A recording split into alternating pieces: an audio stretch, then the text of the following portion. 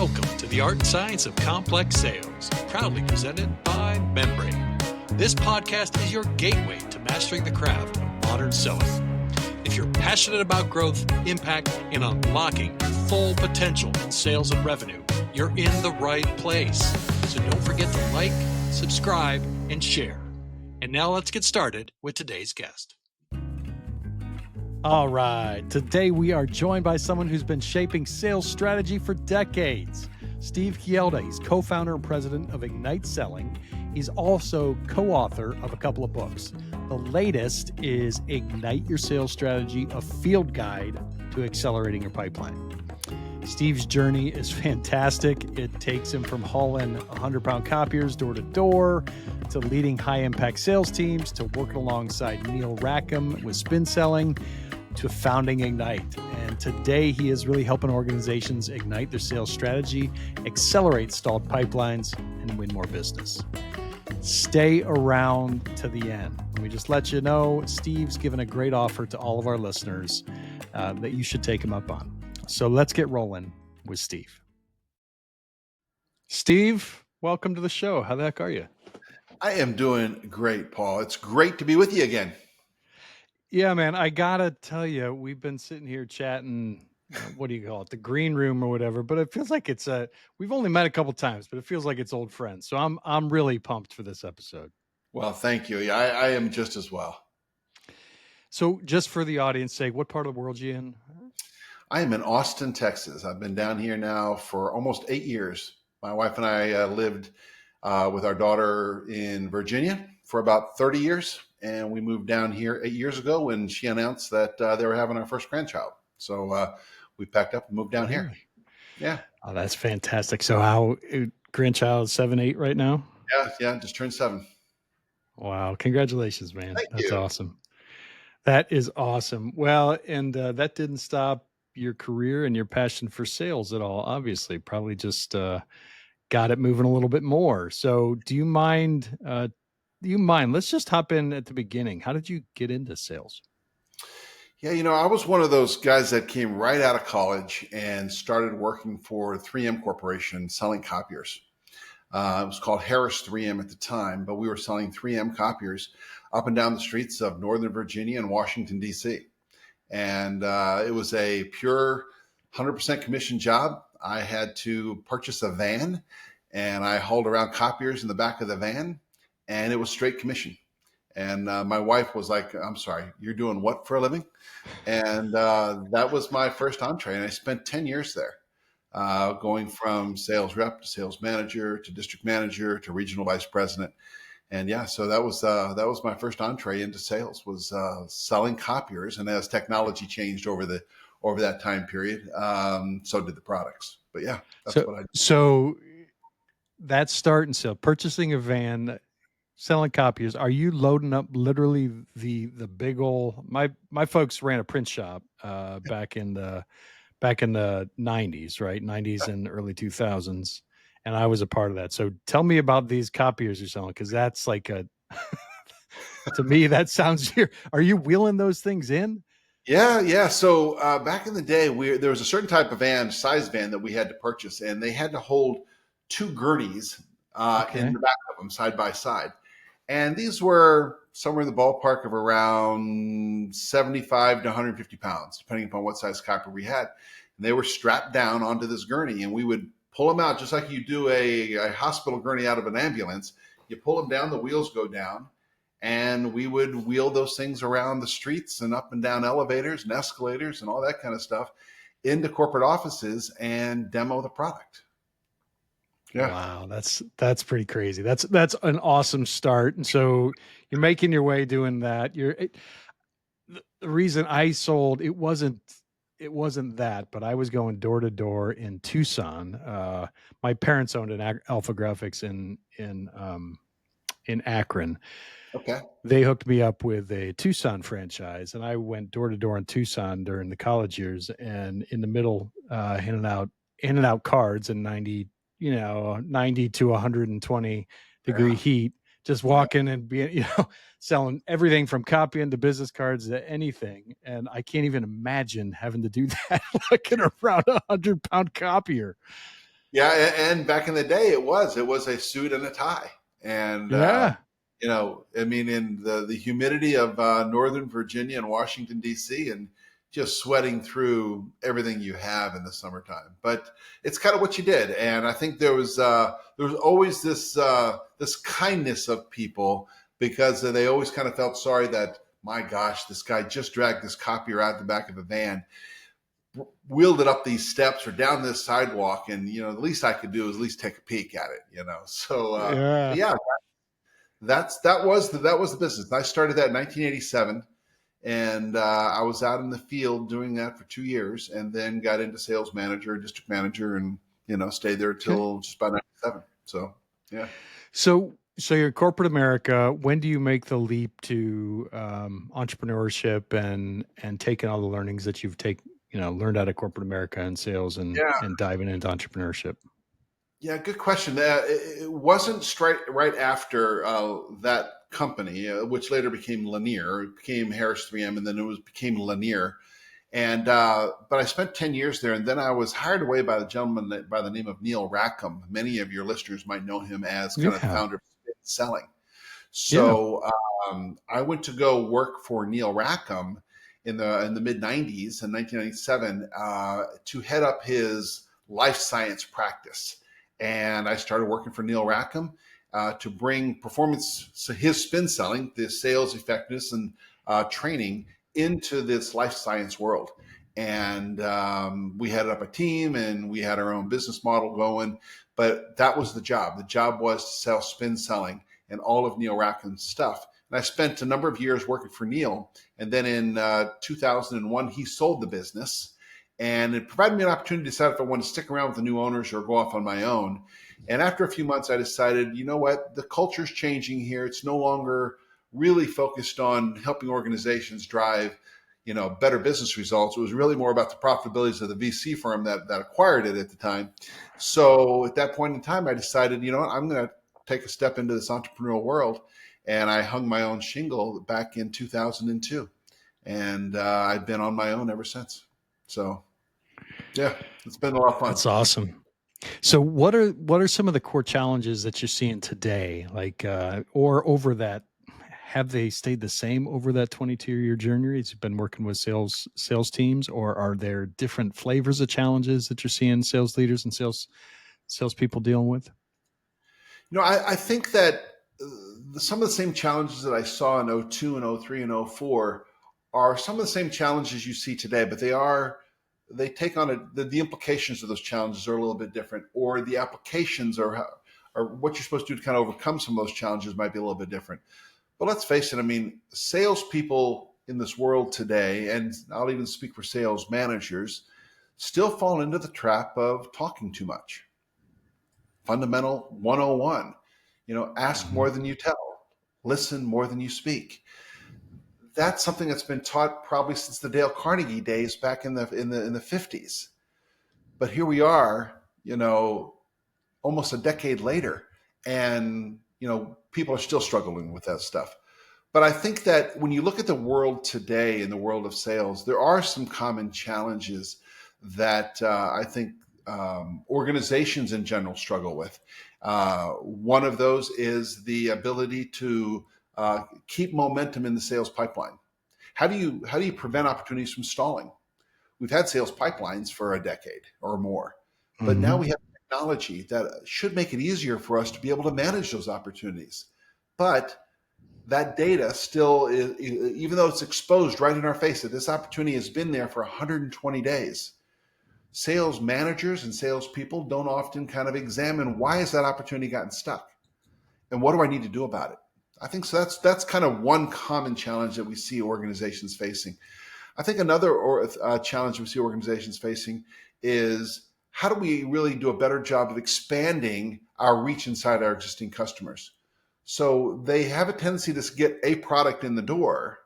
They pat themselves on the back. Hey, well done. But you know what? That represents only 15% of your total portfolio. What are you doing to penetrate that account to get them to sell more, either right up front, or at least to have them buy more within the first 12 months of that partnership that you have with that client? So I think getting customers to sell a breadth of offerings, Getting sales representatives to sell a breadth of offerings is always a challenge. And I think that the third challenge I see quite often is new products come to market and they often fail at hitting the revenue targets that they really were expecting. You got marketing coming out here, done the research, product development, created a product that simply says, hey, this product can really do a great job in the field. But unfortunately, when it's launched to the sales representatives, in most cases, and Harvard Business Reviews and Gartner and McKinsey have all done studies on this that just simply shows over 90% of the products never hit their mark as intended within the first 12 to 24 months. So I think those three things are very common. Well, let's start on number one. Let's start on that pipeline and movement through the pipeline, stall in the pipeline, reality of a pipeline, what that really means. And you focused an entire book on this, if I'm not wrong. We did. Yeah, we did. It was, it's called Ignite Your Sales Strategy. It's a field guide for accelerating your pipeline. Yeah. So what are the common, I have my thoughts on this in terms of working with our organization and others, but what are some of the common blockers that you find or the common causes of problems in managing pipelines? I think one of the major challenges organizations face in managing their pipeline today is to make sure that it is clearly articulated in a way that the salespeople understand what they need to do in the early, middle, and late stages. Mm-hmm. I think if you ask 5 sales reps today in most companies, how would you describe what has to happen to move an opportunity from stage 2 to stage 3? It's rare where you'll get a consistent answer. It's because each one of those stages is not clearly defined. Everybody kind of interprets what I need to do in stage 2 differently. And that's a major problem. You'd think, I agree with you 100%. You'd think we'd have moved past that by now, but is that just because it's human nature? Is it human nature that people are like, okay, yeah, if I understand it, if I define it, then everybody else will understand it. Why is this communication breakdown still happening in organizations? Because it's extremely common. It is. I think organizations have the best intent and they will give a definition to it, but the definition in the form of a paragraph doesn't necessarily tell me as a sales representative, what are you really asking me to go do? Mm-hmm. So one of the things that we often find and we help organizations overcome is taking that 2 or 3 sentence description of what they need to be doing, or even sometimes those verifiable outcomes that you're asking them to go do at the end of stage 1 or stage 2, and articulate it in a way of strategic activities. We call them strategic milestones. So we recommend organizations define each stage by a set of critical milestones. And a critical milestone in our world is defined as a critical or strategic action that, if not taken, can put this opportunity at risk. So what are those strategic milestones that your team needs to be doing in the early, middle, and late stages? And there are things such as, has your team identified the critical metrics that the company or the department is striving to improve in the next 12 months? Now, if they haven't found that out early in their sales pipeline, how are they going to help that client succeed at their job? Your product is designed to help your customers succeed and do something better in their company. Mm-hmm. But if I don't know how that client is measuring success, how can I help them do it? So we would call that a critical milestone, identifying the critical business metrics that the customer is trying to improve in the next 12 months. That's an example of a critical milestone. Another one might be is that you have not just identified the key stakeholders, but you have developed a strategy to leverage those supporters to neutralize those naysayers. That would be something smart to do. Because if you go in there and here you are later down in the pipeline process, if you haven't developed and executed a strategy to neutralize those adversaries or those naysayers, guess what's going to happen later down the road? You may find that those naysayers have a bigger voice than what you thought, and you're out. So we help organizations create those particular milestones, those activities that, if not done, can put this opportunity at risk. Do you find that those types of activities those types of strategic activities are similar across the B2B landscape in terms of a sales process, or are you building these on the fly with every organization that you go into? We build them on the fly with every client we work with, but about 70% of the milestones in any B2B sale is going to be similar. Okay. Mm-hmm. Nobody would deny the fact that identifying what the customer's decision processes are and the potential roadblocks is a dumb idea. I don't care what you're selling. You still need to know, how is this customer making a buying decision? What are the potential roadblocks that could derail this decision process? So there are several of those kinds of milestones that would transcend almost any kind of sale. But there's about 30% that are very relevant to the markets to which you're selling into and the products to which you're selling. So therefore, we customize those.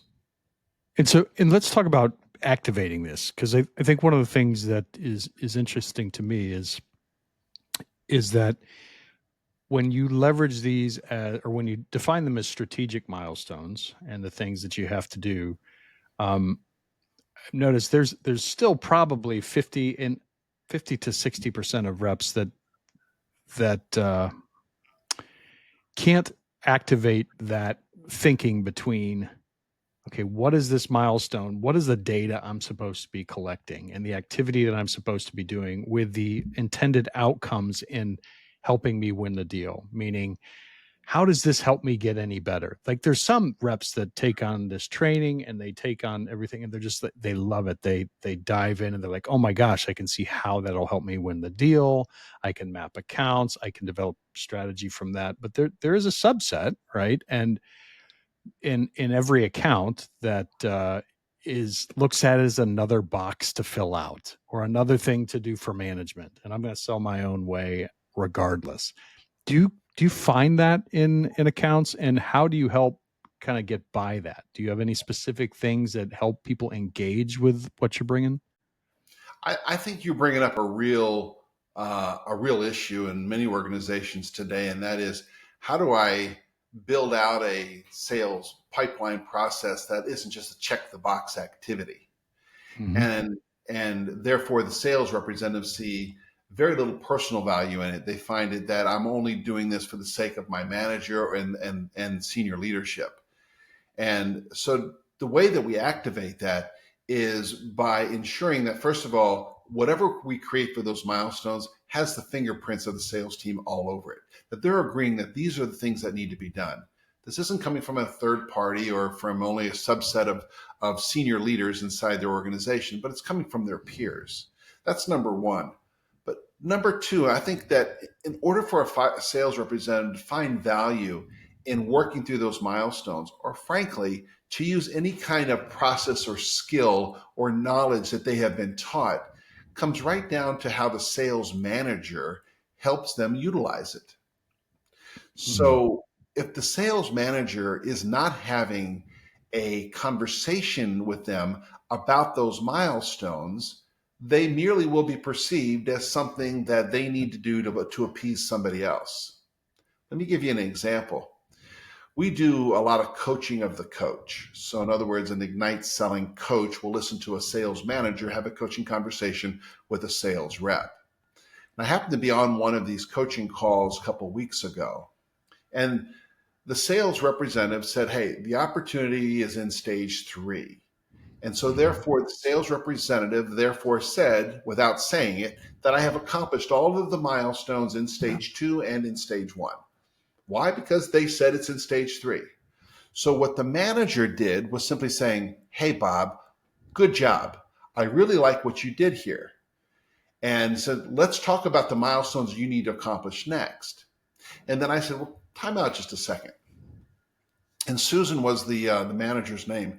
I said, Susan, before we move on with Bob's milestones that he wants to accomplish in stage 3, can I just ask a couple of questions here about some of the milestones in the earlier 2 stages? Susan said, sure. So I said, Bob, I've got a question for you. One of the milestones that you have down here is that you've identified the decision criteria that this customer is using to compare you against the competition. You said that you have done that. So good job. I'd like just to kind of peel that back just a little bit, if that's okay. Bob said, sure. I said, Bob, when you sit back and you look at the decision criteria that you've uncovered, of that decision criteria, where do you think that we're most vulnerable? Bob goes, I don't know. And I said, well, let me ask you just before we kind of unpack that a little bit, let me ask you maybe a little bit easier question. According to conversations we've had in the past, there are 6 key influencers involved in making this decision. This committee is going to be 6 different people. Whose criteria is this? Did they come together as a committee and all agree upon it? Or did you get this from one individual? Bob goes, oh, this came from the CIO, Chief Information Officer. I said, okay. So this came from the CIO. Does the VP of Finance, does the VP of Sales and Operations all agree upon the CIO's criteria? I don't know. And I said, well, whose criteria matters most? I said, is it the CIO's criteria or is it the CFO's criteria? Bob says, I don't know.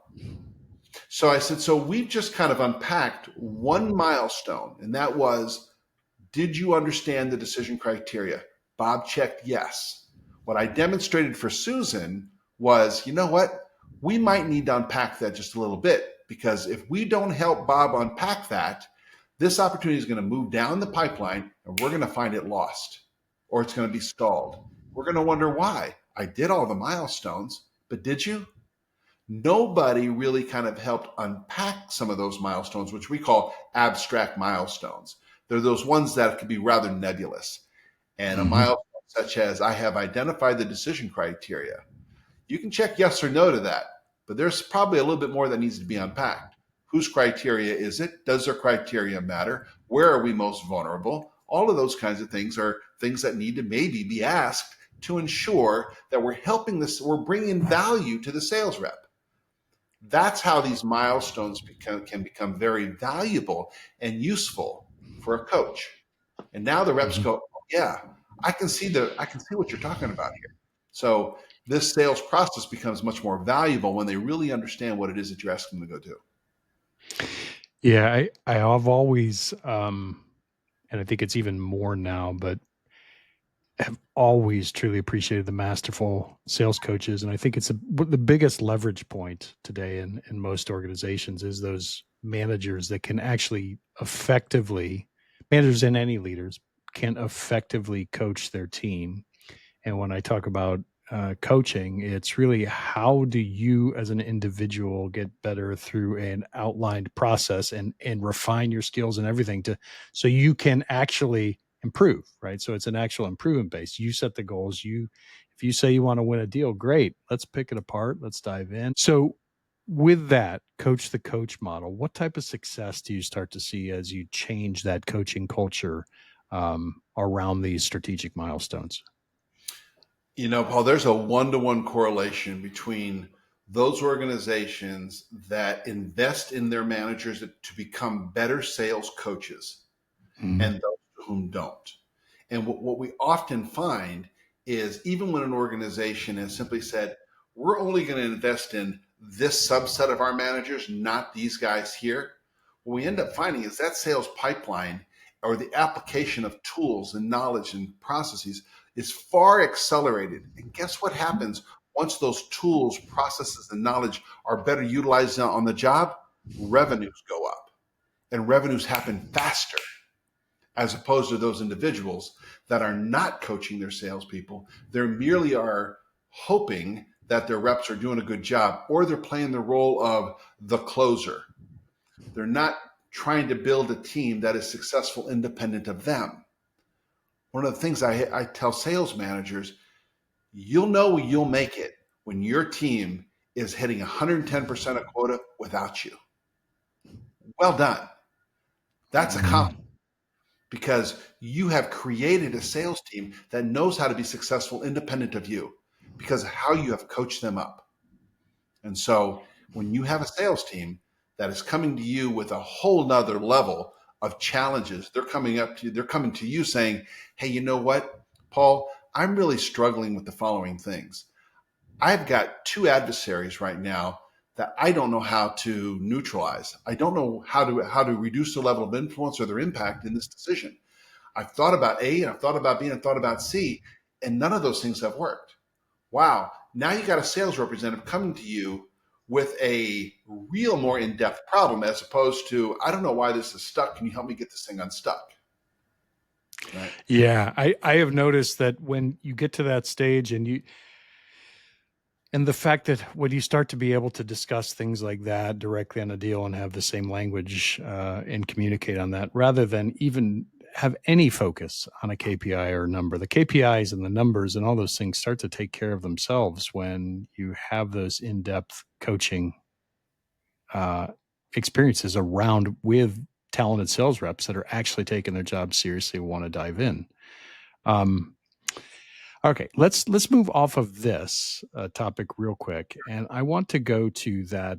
You talked a little bit about an issue that you think we've had a long time, and from the early days until now, with lack of listening and lack of attention and lack of actually understanding problems. And I'd argue, you said 20 years, I'd argue this goes back to the Socratic method, right? This is a human thing, but how can you help with these strategic milestones and with how you're coaching and teaching to improve upon that, to improve upon the listening and asking better questions and stepping back and letting people have their own solo so you can understand rather than win? Yeah, I really appreciate that question. I think that the answer lies in the fundamental aspect of what are managers asking their sales reps.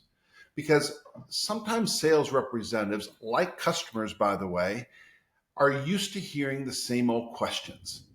Customers hear the same questions from every sales representative there. How many times are you currently doing this? What are you currently doing today? And customers kind of get numb to it. Guess what? Sales reps get numb to the same questions that managers have a tendency to ask.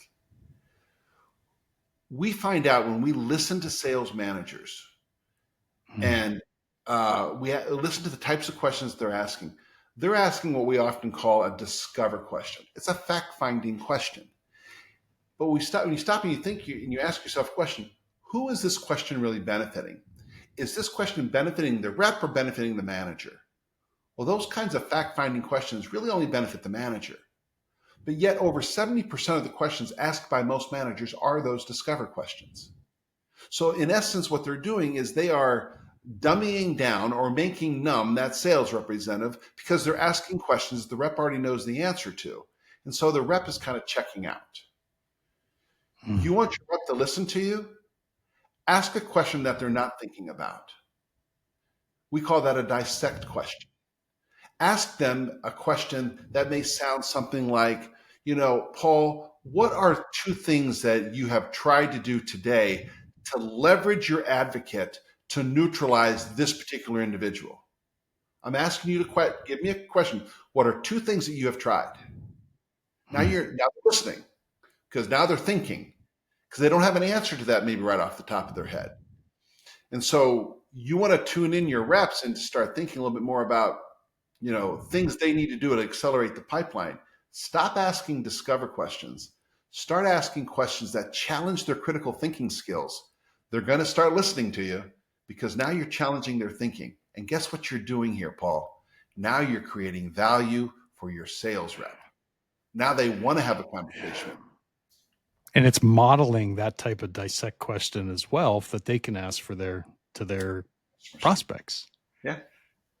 Because frankly, like I've been on an interviewing spree recently, right? So, and this is another area where I think that could be very, very useful. But the conversations that I love in the interviews are people that actually they want to dissect and learn and see if they're a true match. And I think that's highly respected across all business, right? If you're talking to a true leader that wants to change something, if you're asking unique questions that are truly trying to dissect and understand and empower, it changes the game completely. So do you have any, so you start with the coaches and managers on that. they get to model that. They get to provide value to the reps. Those reps get to provide value. Do you have any any exercises or training and that type of stuff? I know you've developed a whole lot of that type of training that you dive into with people. Can you describe some of that for us and for the listeners? Yeah, one of the unique things about Ignite Selling's training is the fact that we don't have a day-long program or 2-day-long program like a lot of sales training organizations do. When we started Ignite Selling in 2010, we wanted to kind of be the antithesis of other training companies. And one of the ways that we did that was by decoupling all the training that we had. We were a very traditional training company up until 2010. And we said, you know what, let's take a different approach. Let's break everything we have down into 2-hour models so that we have business conversations with our customers about what is it you really are trying to accomplish? And they're saying, well, one of the things we're trying to accomplish is we need our sales representatives to do a better job of selling a broader portfolio of our products to our existing customers. And we'll say, well, let's talk a little bit about what are the skills necessary to make that happen. They're saying, well, they need to cast a broader net. They're only engaging with those people that they know. They're not engaging with other folks. We say, bingo. So there's a particular skill set, and that is, how do I engage with a broader set of audience? So we will pull a 2-hour module out of that. If it's just listening, like we're talking about right now, is that we have a module that's just on listening or just on asking questions. And everything that we're going to do when we teach those skills is in a simulated learning environment. You kind of see these posters I have behind my head. These are what we call interactive learning maps. So it's a gamified approach to learning.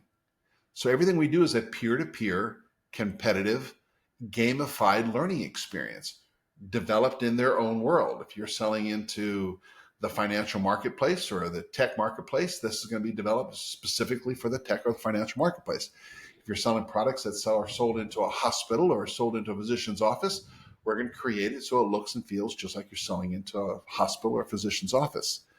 But the cool thing about it is you're doing it with your peers and there's no PowerPoint.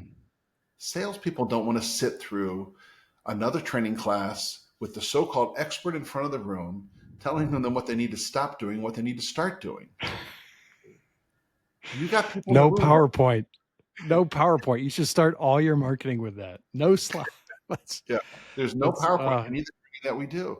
And so that is a big, unique differentiator. But the fact that it's peer-to-peer, you're huddled around one of these learning maps, and you're challenging each other at the table group really is where the learning really happens. That's great. And then you take that and then you can provide coaching and ongoing coaching and coach to coach and training and all that. That's brilliant.